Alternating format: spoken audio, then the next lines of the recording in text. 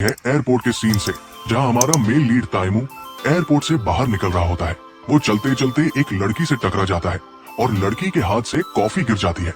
जब लड़की मुड़कर ताइमू की तरफ देखती है तो वो उसकी हैंडसम शक्ल देखकर कुछ बोल नहीं पाती। ताइमू बिना कुछ कहे उसे इग्नोर करके आगे बढ़ जाता है। ये देखकर लड़की बहुत गुस्सा हो जाती है और वही खड़े खड़े उसके बारे में बुरा भला बोलने लगती है। दूसरी तरफ हमें इस ड्रामा की फीमेल लीड हारी दिखाई जाती है।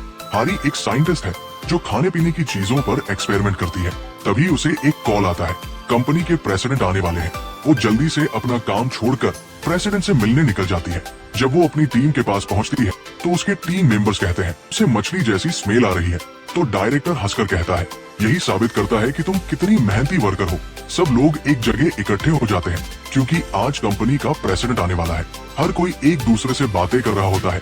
सुना है प्रेसिडेंट बहुत हैंडसम है। कंपनी के चेयरमैन भी अपनी सीट पर बैठे ये सब बातें सुन रहे होते हैं और अंदर ही अंदर बहुत एक्साइटेड है।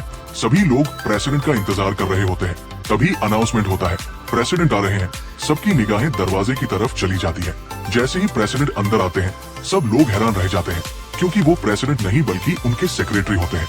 सेक्रेटरी कहता है, ताइमू ने कहा है कि वो किसी भी तरह की लाइमलाइट में नहीं आना चाहते। ये सुनकर सब हैरान रह जाते हैं और चेयरमैन को बहुत गुस्सा आता है। फिर सीन कट होता है ऑफिस पर, जहाँ सब लोग काम कर रहे होते हैं और आज हारी का बर्थडे होता है। डायरेक्टर कहता है, चलो हारी का बर्थडे सेलिब्रेट करते हैं। रेस्टोरेंट बुक कर लिया है, सब साथ में डिनर पर चलेंगे। हारी भी मान जाती है। तभी उसे अपने कॉलेज फ्रेंड मीनू का मैसेज आता है। मीनू वही लड़का है जिससे हारी को बहुत पसंद है। वो उसे मिलने बुलाता है और हारी खुशी से झूम उठती है। वो डायरेक्टर से कहती है कि आप लोग जाइए, मैं बाद में मिलूंगी। ट्रेन में बैठकर हारी मीनू से मिलने निकल पड़ती है। रास्ते में उसे उसकी फ्रेंड यंगसियो का फोन आता है। वो उसे बर्थडे विश करती है। हारी बताती है, मैं मीनू से मिलने जा रही हूँ। तब यंगसियो कहती है, पिछली बार जब हम रेस्टोरेंट गए थे मीनू एक नेकलेस लेकर आया था, शायद वो तुम्हारे लिए था। ये सुनकर हारी बहुत खुश हो जाती है। उधर ताइमू कंपनी की तरफ जा रहा होता है और जैसे ही लिफ्ट का दरवाजा खुलता है उसके सामने उसका दादा खड़ा होता है। दादा उसे डांटते हुए कहते हैं, तुम सबसे मिलने तक नहीं आए, सबके सामने मेरी इज्जत खराब कर दी। ताइमू कहता है, मैं बहुत बिजी था। दादा कहते हैं, कम से कम एक बार तो सबके सामने दिखना चाहिए था। फिर दादा कहते हैं, मेरे पास तुम्हारे लिए एक बहुत इम्पोर्टेंट प्रोजेक्ट है। ताइमू पूछता है, कौन सा प्रोजेक्ट? दादा कहते हैं, शादी का प्रोजेक्ट। पास खड़ा असिस्टेंट चासुंग हैरान होकर पूछता है, क्या आप शादी कर रहे हैं? दादा मुस्कुराते हुए कहते हैं, नहीं, मैं ताइमू की शादी की बात कर रहा हूँ। ताइमू साफ मना कर देता है, मुझे शादी नहीं करनी। दादा पूछते हैं, कोई लड़की पसंद है क्या? ताइमू कहता है, नहीं। दादा कहते हैं, अगर पसंद है तो मुझे मिलवा दो, मैं मना नहीं करूंगा। ताइमू कुछ नहीं बोलता। तभी दादा के फोन में अलार्म बजता है। उनका ड्रामा देखने का टाइम हो जाता है। ताइमू कहता है, आप घर जाकर देख लीजिए। दादा हंसकर कहते हैं, अगर तुम मेरी नहीं सुनते तो मैं तुम्हारी क्यों सुनूं? इधर हारी रेस्टोरेंट पहुंचती है जहां मीनू काम करता है। वो अंदर जाती है और एक केक देखती है। उसके ऊपर लड़का और लड़की का नाम लिखा होता है। वो सोचती है, शायद मीनू ने ये मेरे लिए बनाया है। खुशी में वो भागकर उसके पास जाती है, पर तभी उसे एहसास होता है कि वो केक किसी और के लिए था। वो खुद को रोक नहीं पाती और मीनू से टकरा जाती है, जिससे केक गिरकर खराब हो जाता है। केक वाले कस्टमर बहुत गुस्सा होते हैं। मीनू उन्हें समझाता है, आप लोग चिंता मत कीजिए, मैं कुछ और बना दूंगा फ्री में। हारी थोड़ा रिलैक्स हो जाती है। फिर मीनू उसे एक कॉन्सर्ट टिकट देता है और कहता है, अकेले मत जाना, किसी को साथ ले जाना। हारी वहाँ से निकलती है और बस स्टॉप पर बैठ जाती है। वो बहुत उदास होती है क्योंकि मीनू ने उसे हैप्पी बर्थडे तक नहीं कहा। दूसरी तरफ ताइमू अपने दादा के साथ डिनर कर रहा होता है। दादा कहते हैं, अफसोस है कि इतने साल बाद कोरिया आए हो और बाहर का खाना खा रहे हो। अगर तुम्हारी बीवी होती तो घर का खाना खिलाती। ताइमू कहता है, मैं शादी नहीं करूंगा, कितनी बार कहना पड़ेगा? दादा कहते हैं, कहीं तुम दोनों एक दूसरे को तो पसंद नहीं करते? चासुंग तुरंत बोल उठता है, नहीं नहीं, ऐसी बात नहीं है, और अगर मैं वैसा भी होता तो भी ये मेरा टाइप नहीं है। दादा हंसते हुए कहते हैं, अगर तुम दोनों को एक दूसरे से प्यार नहीं तो फिर ये शादी से भाग क्यों रहा है? इधर हारी के घर का सीन आता है। उसके मम्मी पापा एक रेस्टोरेंट चलाते हैं और हारी भी वहाँ आकर काम करने लगती है। वो अब भी उदास है। पापा कहते हैं, आज तुम्हारा बर्थडे है, थोड़ा आराम कर लो। लेकिन हारी फिर भी गुस्से में काम करती रहती है। अगले सीन में ताइमू के दादा की तबीयत खराब हो जाती है और उन्हें हॉस्पिटल में भर्ती कर दिया जाता है। ताइमू डॉक्टर से पूछता है, दादा कैसे हैं? दादा आंख मारकर डॉक्टर को इशारा करते हैं तो डॉक्टर कहता है, आपको इन्हें टेंशन से दूर रखना होगा। ताइमू समझ जाता है कि दादा ड्रामा कर रहे हैं। वो मुस्कुराकर कहता है, ठीक है दादाजी, अब आप यहाँ तो पूरी बॉडी चेकअप करवा लीजिए। उधर हारी के रेस्टोरेंट के बाहर कुछ लोग झगड़ा कर रहे होते हैं। वो बाहर जाती है और देखती है कि उसका भाई सामने वाले रेस्टोरेंट के आदमी से लड़ रहा है, क्योंकि उन्होंने उनका कूड़ा उनके सामने फेंक दिया था। हारी भी गुस्से में आकर उस आदमी को धक्का देती है और वो गिरकर घायल हो जाता है। घर लौटने पर मम्मी उसे डांटती है, इतना गुस्सा अच्छा नहीं। हारी कहती है, ये गुस्सा मुझे आपसे मिला है। फिर वो कमरे में जाकर बहुत दुखी होकर बैठ जाती है। मेनू का दिया हुआ टिकट देखती है और सो जाती है। अगली सुबह ताइमू नाश्ता कर रहा होता है। दादा कहते हैं, मैंने तुम्हारे लिए एक ब्लाइंड डेट फिक्स की है। ताइमू मना करता है, पर दादा के बार बार जोर देने पर वो मान जाता है। दादा बहुत खुश हो जाते हैं। उधर वही आदमी जिसे हारी ने धक्का दिया था उसे मैसेज करता है और पैसे मांगता है, लेकिन हारी के पास पैसे नहीं होते। तभी यंगसियो उसे मिलने बुलाती है। दोनों मिलती है और हारी सब कुछ बता देती है। तभी यंगसियो को अपने पापा का मैसेज आता है, आज तुम्हारी ब्लाइंड डेट है। हारी कहती है, तो जाओ ना मिलो, पर यंगसियो कहती है, मैं कभी अरेंज मैरिज नहीं करूंगी। वो हारी से कहती है, मेरी जगह तुम चली जाओ डेट पर। ऐसे बिहेव करना कि लड़का खुद मना कर दे। हारी पहले मना करती है, मैं ऐसा नहीं करूंगी। तो यंगसियो कहती है, पहले भी एक बार मेरी जगह गई थी, अब फिर से जाना पड़ेगा। जब हारी नहीं मानती तो वो उसे पैसे ऑफर करती है। हारी को पैसे की जरूरत होती है, इसलिए वो मान जाती है। दूसरी तरफ ताइमू अपने ऑफिस में कहता है, आज मैं बहुत बिजी हूँ, ब्लाइंड डेट कैंसिल कर दो। तभी उसे अपने दादा का वीडियो कॉल आता है। दादा कहते हैं, मैंने तुम्हारी सारी मीटिंग्स कैंसिल कर दी है, अब आराम से डेट पर जा सकते हो।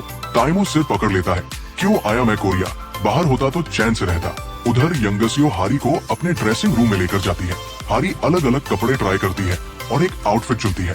फिर यंगसियो उसका मेकअप बहुत खूबसूरती से करती है। अगला सीन शुरू होता है। हारी अपनी ब्लाइंड डेट पर पहुंचती है। वो बहुत प्यारी लग रही होती है। वो एक टेबल पर जाकर बैठती है। तभी ताइमू वहां आता है। वो पीछे से उसके कंधे पर हल्का सा हाथ रखकर पूछता है, क्या तुम जंग हो? हारी मुड़कर कहती है, हाँ मैं ही जंग हूँ। ताइमू उसके सामने बैठ जाता है।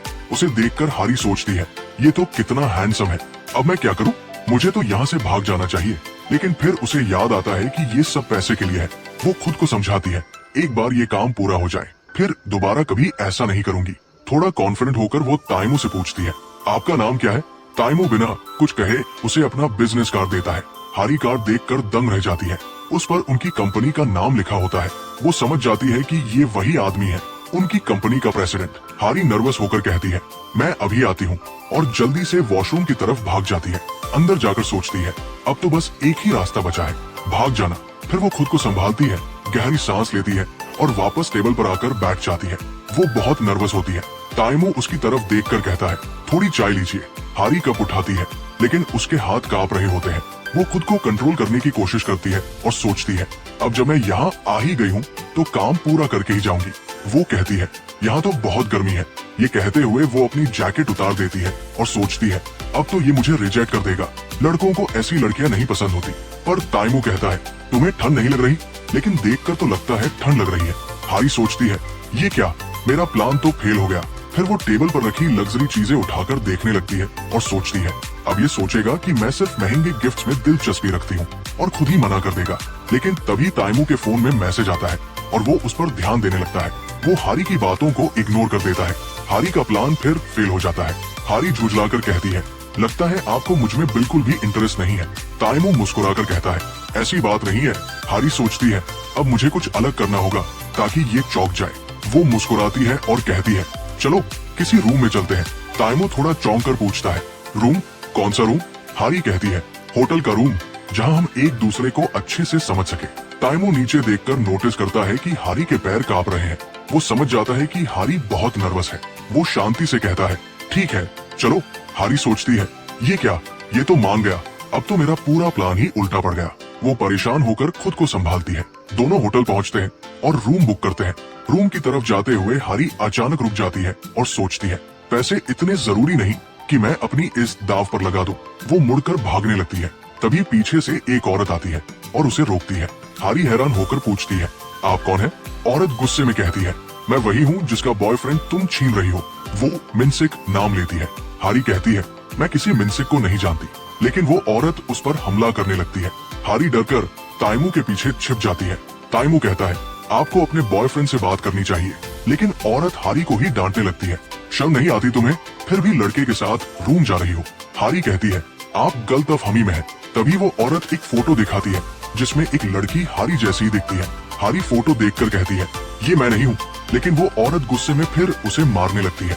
ताइमू बीच में आकर कहता है, आप जाइए, अपने बॉयफ्रेंड से बात कीजिए। दोनों होटल से बाहर निकल आते हैं। हारी सोचती है, ये सब क्या हो रहा है, पता नहीं अब ये मेरे बारे में क्या सोच रहा होगा।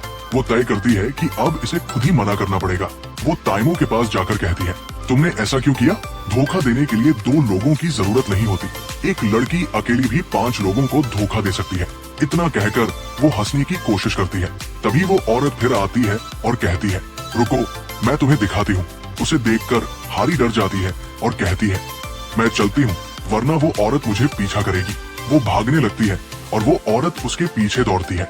हारी भागते हुए एक कार के सामने आ जाती है। वो जल्दी से कहती है, सॉरी, और वहाँ से भाग जाती है। उधर चासुंग ताइमू के पास आता है और पूछता है, आप ब्लाइंड डेट पर गए थे ना, फिर यहाँ क्या कर रहे हैं? ताइमू कहता है, डेट खत्म हो गई। फिर ताइमू कार में बैठता है। उसे उसके दादा का कॉल आता है। डेट कैसी रही?